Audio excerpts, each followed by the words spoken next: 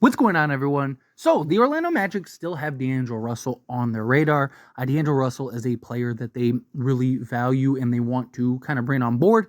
They have several targets that are kind of being thrown out there that they are very interested in, but D'Angelo Russell is a name that keeps getting brought up.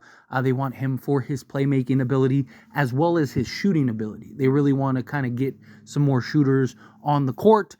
And D'Angelo Russell is coming off of the best shooting season of his career and like historically great shooting season. Literally, he was fantastic shooting the basketball, at least in the regular season. There are concerns about his ailments come postseason, and Orlando's a team that definitely plans to be back in the postseason and hopefully go on a bit further of a run. But D'Angelo Russell does make sense in regards to having that kind of playmaker.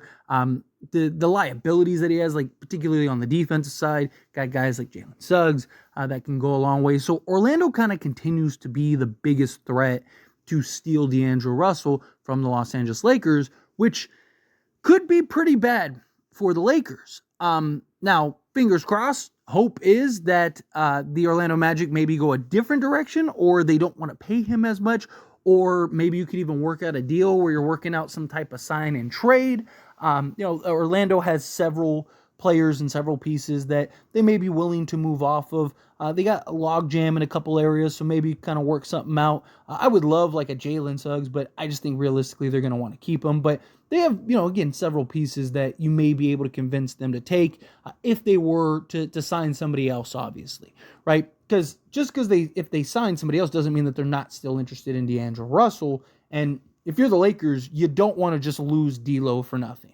Last thing you want is D'Lo walking, which I know it would open up your full mid-level exception, and we'll dive into that here more in a moment, but it's not really ideal for the Lakers for him to walk and just leave. So the hope is that with all the kind of buzz going around on Klay Thompson, right, him deleting all his posts and stuff, he's been linked to Orlando for some time, for a while. I mean, there was reports like a month ago even that were talking about how both Klay Thompson and the Orlando Magic have mutual interest, and Orlando would prefer to go get Klay, and like he's kind of like their main number one target.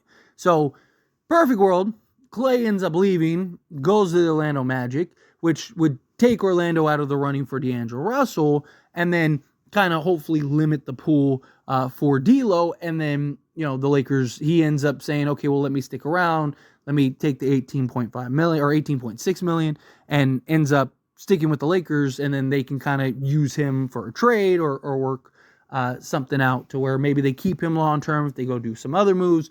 We'll see. Time will tell. Or again, if they sign Klay Thompson, like let's say they just sign Klay outright and they're still interested in D'Lo, well, then maybe again you could work something out to where you can kind of take on some players, especially if they're adding two guards and Klay as well as D'Angelo Russell. Maybe you kind of, again, convince them, hey, Jalen Suggs would be nice. Fingers crossed. Again, I don't think it's super likely, but put it out there into the universe. But nonetheless, right, I understand D'Lo leaves. We could free up our full mid-level exception. Problem is one, the new CBA. Two, there's not really guys out there that are going to make sense in which you use that and going to give you better production than D'Angelo Russell did, right? And that's the real concern. Is like, yeah, in a perfect world, like D'Lo leaves and you land a Klay Thompson or you land a DeMar DeRozan or something like that. But realistically, DeMar DeRozan looks like he's going to get a big payday from the Chicago Bulls, which, explain that to me. That makes no sense. But nonetheless, right, like, good for DeMar. He's going to go get paid, right? Klay, he probably goes to Orlando. I mean, obviously, if D'Lo ends up going to Orlando, then, they probably wouldn't have the money for Klay, or they'd have to work out some type of trade or something. But, like, Klay, is he really going to take that type of discount? I mean, maybe, right? Like, let's say his market's only like 15 million, which I think it'd be more, but let's just say, for argument's sake, let's say it's like 15 to 18 million, right? And depending on the team, does he look at it and go, well, I could take, 2 to 5 million less, stay in California, just kind of go up the road, Also depending on the team, right? If it's not a team that he believes is a contending team, he might look at it and go, well, man, I could play alongside LeBron and AD. And, I believe the three of us can put ourselves in a better position than me going to whatever, Detroit or something like that. Just name that pops in my head, right? So, like, I don't know. It kind of depends on how things play out. But, like, losing D'Angelo Russell, you're not going to be able to replace his production. And then you also got to give Max Christie a new contract, and so you might not even be able to use your full mid-level exception, like the full amount, if depending on what his contract is, right? Because if you do that, then you're hard capped, and now can't over the cap. But it has the potential to be an absolute disaster for the Lakers if D'Angelo Russell leaves. Where in a perfect world, D'Lo would opt in, and then now you have his $18.6 million contract, or you could even work out a new contract. There's even like thoughts the Lakers have explored of like maybe giving him like a 1-year inflated contract. It's known as like the JJ Redick rule, which I think is funny because JJ Redick's probably going to be the Lakers' new head coach. But essentially, you give D'Lo an inflated contract as like a placeholder, right? So that way they can come the trade deadline or whenever he becomes trade eligible, which would be in like, I think December or January. So, depending on when he become available for trade, you could then trade him. And it's kind of like, hey, we're going to give you $30 million, right? You're only going to get, 18, 15 million everywhere else. So opt out. We'll give you a new contract, 1 year, $30 million. But we're going to trade you. So you're going to get a bag, right? You're going to get double what you're going to get on the open market, but it's fully intended to trade you. And then now you're turning D'Lo into whomever, right? Like it would make it easier to do some trades, do some deals, right? And then maybe you're going after a DeJounte Murray or something like that when D'Lo becomes trade eligible. That is an option that has kind of been thrown out there that could make some sense for the Lakers. Or they could do another kind of 1+1 deal, like basically give him the same type of deal that he got this past year, where it's like, okay, you get, we'll give you 20 million this year, and then we'll give you, 25 million next year, but it's a team option, right, or something like that. Like you could kind of do like the Bruce Brown type contract, right? The Lakers have some flexibility if D'Lo's willing to work with it, but in a perfect world, D'Lo just kind of opts in, right? He just goes, like my market's only 15 million a year right now. Let me take the 18.6, or, maybe a team is interested in him, right? Like maybe Atlanta's like, hey, we actually, we're looking to trade Trey and DeJounte. We need a point guard.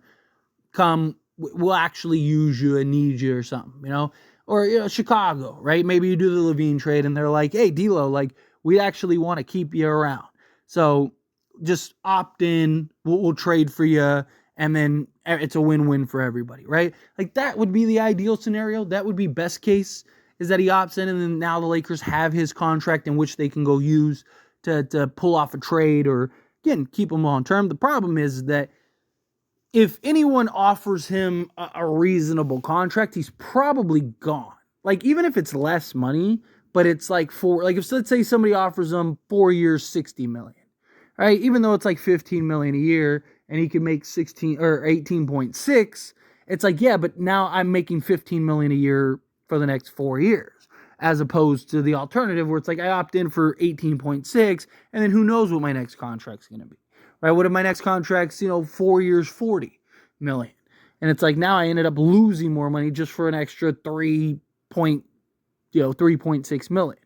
So I think it's going to depend on the market. Luckily, there's not like a ton of teams that want or need a point guard. And like a lot of those teams are probably going to be going and chasing after kind of like the bigger names, like, DeJounte Murray or, Trae Young or Darius Garland, if Donovan Mitchell sticks around, right? So like, hopefully it's like everyone else is just kind of distracted. The market's a little dry. And then that would kind of allow D'Lo to, stick around or opt in, and then we could use him to work out a trade, or maybe you work with him. Right, like I said, maybe one of these teams that the Lakers are interested in trading with actually want him. Like again, Atlanta didn't want him originally because they were planning on keeping Trey, right? So they were like, Trey and DeJounte didn't work. D'Lo and Trey isn't going to work, and our backcourt would be terrible defensively. So we don't want D'Lo, right? But now it's like, hey, D'Lo, $18.6 million expiring contract. We're going to need a point guard because we're trading Trey, we're trading DeJounte, right? We're rebuilding around the number 1 pick and then Jalen Johnson, right? So it's like, okay, well, D'Lo does make sense. And it's like, maybe they'll be like, hey, we'll give you a new contract, right? Like, come in, let's see how it goes for a year. If it works out well, we're going to need a point guard. You could be our point guard and, and we'll get you a new deal, so you never know, right? A lot can unfold, but Orlando's kind of looming as that threat. But anyway, as always, this is a discussion. I pass the question on you. Let me know your thoughts and opinions down in the comments below. What do you think? How do you feel? What are your thoughts? Do you have concerns about him leaving? Do you think no? Right? Let him walk. Again, anybody's better than nobody or whatever. Again, how you feel, whatever your thoughts are. I'd love to hear it. So let me know down in the comments below. That being said, if you haven't liked this video, hit that like button. Helps me a lot. It's me enjoy these types of videos, and I truly appreciate it. Not subscribe channel, hit that subscribe button. Turn on the bell notifications. Appreciate y'all. See you in the next one. Thank you.